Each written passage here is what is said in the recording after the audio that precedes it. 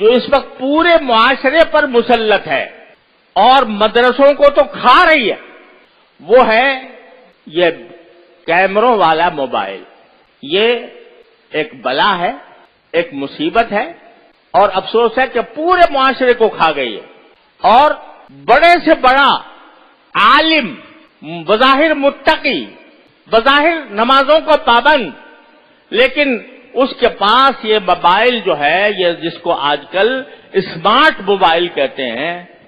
Smart کیا ہوتا؟ وہ تو تباہ کن میزائل ہے، وہ موبائل نہیں ہے، وہ میزائل ہے۔ وہ انسان کے اخلاق کو تباہ کرنے والا، وہ انسان کے دین کو تباہ کرنے والا، انسان کے اوقات کو تباہ کرنے والا میزائل ہے وہ۔ تو اس کے اوپر ہم نے یہاں پابندی لگائی ہے، اور اسی لیے لگائی ہے کہ جو اس میں بڑے عظیم نقصان ہیں۔ ذرا یہ بات اچھی طرح کان کھول کر ہمتن گوش ہو کر سن لو، اس میں دو عظیم نقصان ہیں۔ ایک عظیم نقصان تو یہ ہے کہ موبائل کا استعمال کرنا، موبائل کی جو سوشل میڈیا ہے اس کو استعمال کرنا بڑے سے بڑے متقی کے لیے یہ کہنا مشکل ہے کہ اس کے استعمال میں وہ کسی گناہ میں مبتلا نہیں ہوگا۔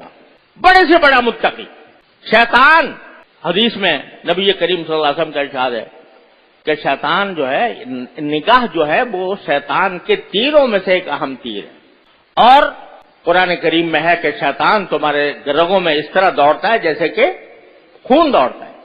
اب ایک شخص ہے، وہ بیچارہ نیک نیتی سے اس نے کہا جی فلاں بزرگ کی تقریر سن لوں ذرا، اور اس نے کھول لیا۔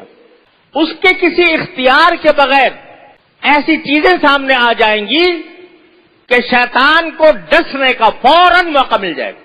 میں نہیں جانتا، لیکن بڑے سے بڑا متقی، صاحب نسبت بھی اگر وہ استعمال کرے گا تو کبھی نہ کبھی وہ گناہ میں مبتلا ہو جائے گا، اور ایک گناہ جو ہے دوسرے گناہ کو کھینچتا ہے۔ ایک چھوٹا سا گناہ ہو گیا، ایک عورت کی تصویر آ گئی، اس میں دیکھنے سے مزہ آ گیا، تو کہ یہ تو آئی گیا، ذرا اس کو اور تھوڑا سا آگے بڑھ کے دیکھ لیں۔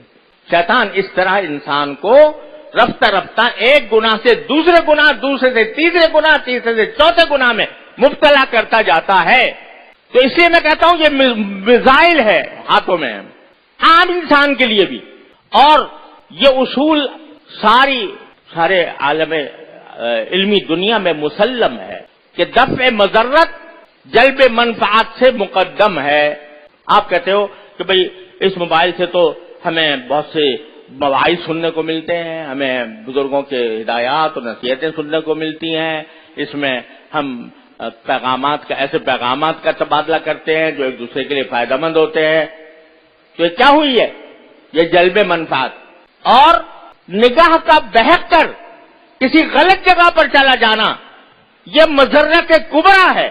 تو دفع مضرت مقدم ہے جلب منفعت کا۔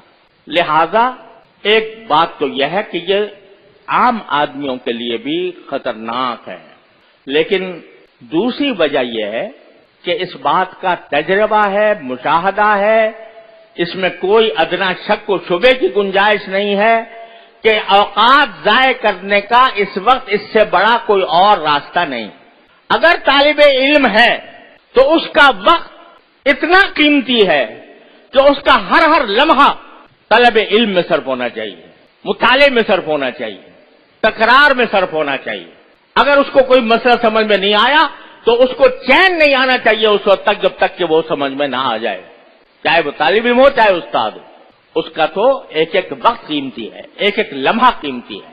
یہاں تک کہ ہمارے بزرگوں نے یہ فرمایا تھا کہ طالب علم کو مغرب کے بعد اوابین بھی نہیں پڑھنی چاہیے، صرف 2 سنت پڑھے اور اپنے مطالعے میں لگ جائے۔ یہ تلقین ہوتی تھی ہمارے اکابر کی طرف۔ تمہیں نوافل تمہارے لیے اتنی اہم نہیں ہے، تمہاری کتاب، تمہارا مطالعہ، تمہارا تکرار زیادہ اہم ہے، اپنے اوقات کو اس میں صرف کرو۔ تو طالب علم کا وقت تو ایک لمحہ اس کا قیمتی ہے، اس کو اگر پڑھنا ہے تو اپنے اوقات کو صحیح کام میں لگانا ہے۔ اور یہ موبائل جو ہے یہ تمہارے اوقات کو ضائع کرنے والا ہے، تجربہ ہے، اس میں کوئی ادنا شبہ اور شک نہیں ہے کہ یہ اوقات کو ضائع کرنے والی ایک بہت بڑی وبا اور مصیبت ہے جو ہمارے اوپر نازل ہو گئی ہے۔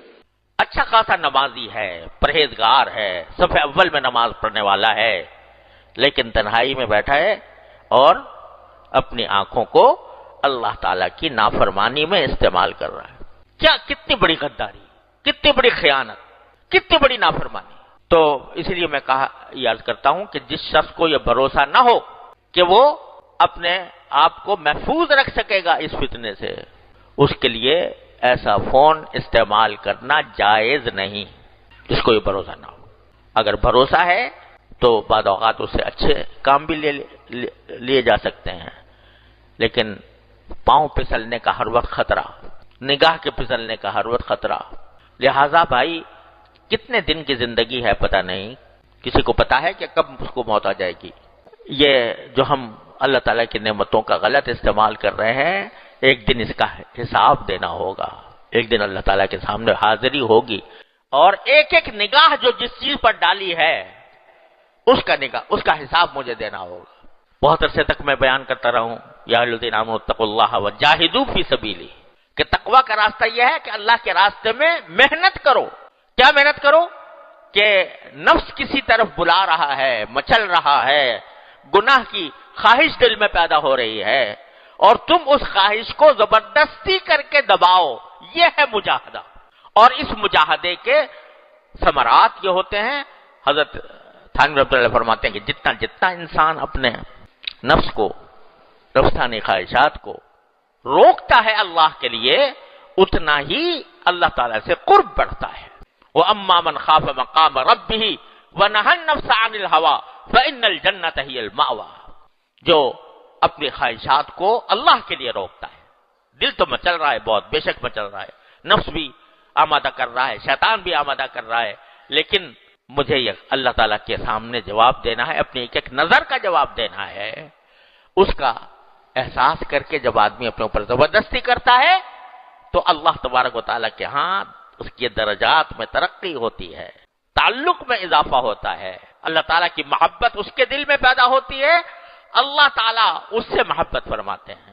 تو میرے بھائیوں اور بہنوں، اللہ تبارک و تعالیٰ کی نعمتوں کا پہلے تو احساس کرو، کثرت سے سوچا کرو کیا کیا نعمت مجھے ملی، اور اس نعمت کو صحیح استعمال کرنے کے لیے اپنے نفس کو زبردستی، اپنے اس پر زبردستی کرو، اور اس کی نافرمانی میں استعمال کرنے سے اپنے آپ پر زبردستی کر کے بچاؤ۔ السلام علیکم جی دوستو، آپ نے دیکھا اور سنا شیخ مفتی تقی عثمانی صاحب حفظہ اللہ کو کہ شیخ مفتی تقی عثمانی صاحب حفظہ اللہ کیا بیان فرما رہے تھے۔